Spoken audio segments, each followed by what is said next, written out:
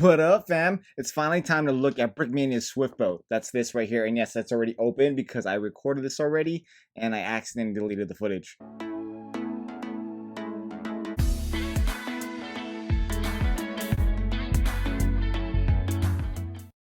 So I'm redoing the intro.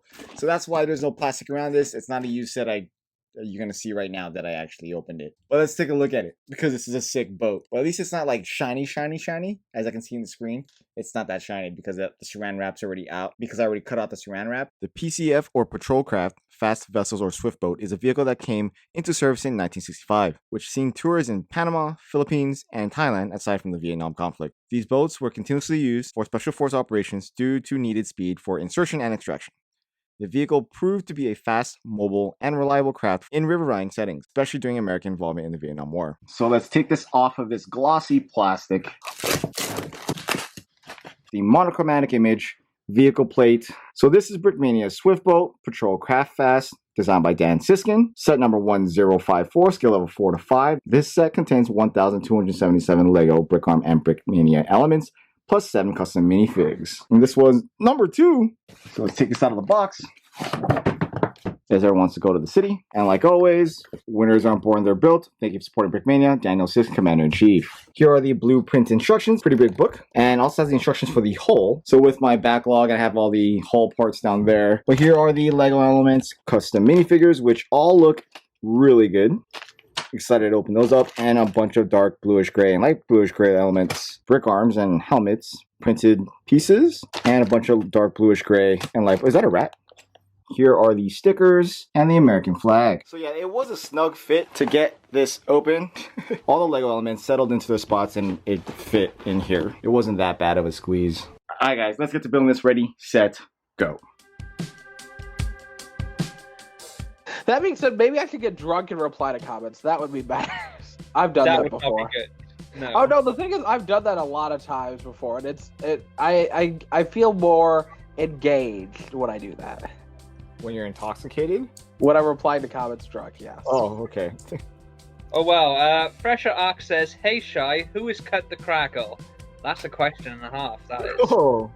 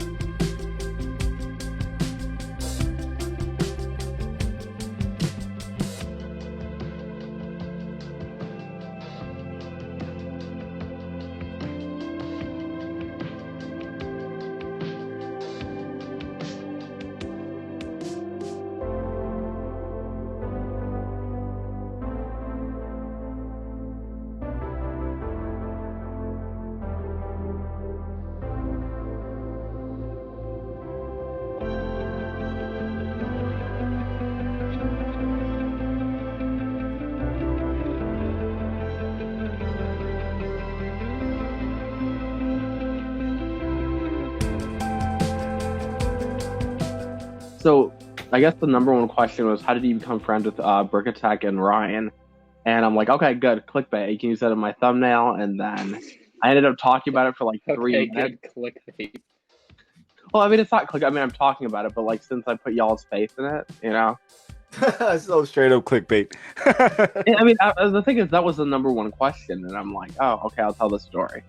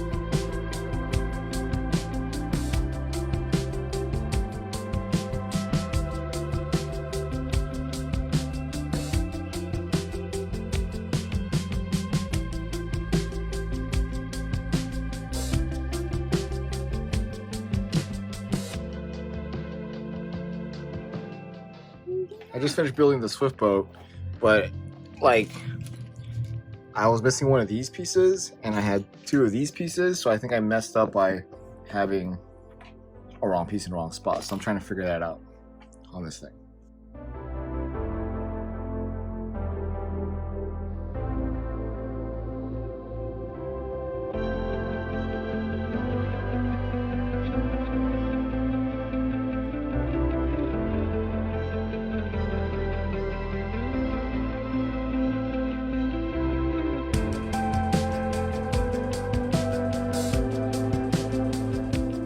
And I'm done. So this is the Swift boat at the waterline. I have the hull ready to be placed on, but I am still missing the pieces that I would need to continue building this. I will put those on at a later time, and in that time frame, one of these dark red pieces broke. You can see right there. There's a problem with this color, but I guess I'll just get another one. I definitely recommend getting them used because this plate is very pricey. I even used a green one because I was supposed to get two instead of one, but I can change it out later when I actually get them. I made those Bricklink orders. So let's put the hull onto its stand.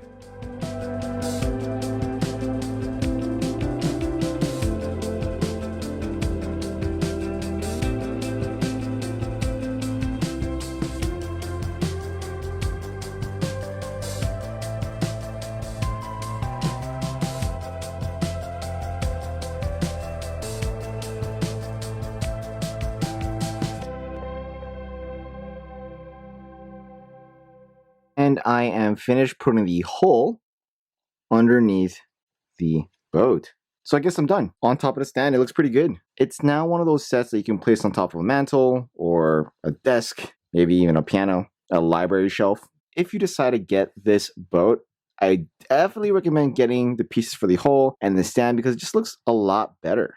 Even though it looks cool at the waterline, I like the hull. The only downside is that you're using these red dark pieces, which we all know are pretty fragile. One of them broke already, this piece right there. They're already hard enough to come by, and Lego doesn't make a lot of them. You might want to get them used, but here is the boat itself. Little 360. So you have the bow, or port side, the aft, and the starboard side of the boat. Nice little added details. You have the printed lifesavers, which makes me want a piece of candy. American flag. This crazy machine gun. This dual mounted M2HB turret is pretty epic. Radar dish, and we can open up the inside.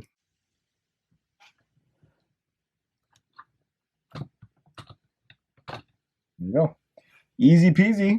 And the interior, we have the controls, the wheel, little inside of the boat, printed crate piece, another life preserver. We got a rat, navy beans. We got a printed controls. We have these texture printed pieces on top of the bunk bed. Put this back on.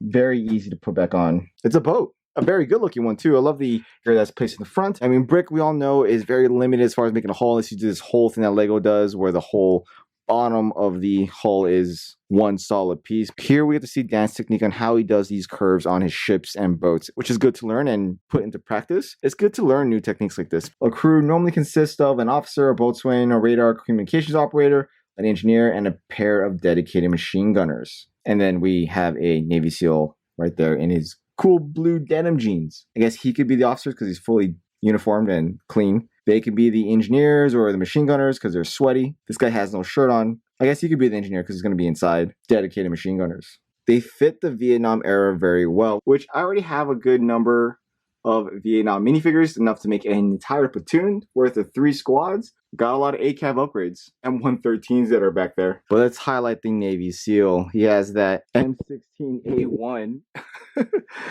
brick arms, but he's wearing these cool blue jeans and a lot of interesting gear in his torso. Oh no! Ah! Lost a piece of my stand. That tiger stripe camo. So let's highlight the Navy SEAL. He is wearing these cool denim pants, but it's just regular blue jeans. But it looks like he's wearing a life preserver of some kind. It has some pouches. I mean, I could be wrong. I really don't know what that is. Life preserver? Maybe? Is it? Some sort of breathing apparatus? I mean, I could be wrong. Looks like he has a smoke grenade right next to those magazine pouches. Drop pouch, a knife, and a canteen. It's like he really got a pistol on his right leg, plus a boonie cover. And a marked face. And obviously he has a handlebar mustache. Or no, ape hanger mustache. Let's put the crew into the boat. So there, I've added the machine gunner back on the nest, and those guys are just going to be playing YMCA on the back of the boat. So we got the gunner back on his turret. Seals are about to jump into the water. But overall, I think it's a great build. Very cool to have just sitting in the background of wherever you decide to place it. I think it looks good anywhere you put it. And it's a boat. It's a pretty big one too, relatively huge in comparison to a lot of things. So if you made it with me all the way to the end of this video, give me a thumbs up, a thumbs down, like, comment, subscribe below, and I'll see you on our next video. Alright guys, peace.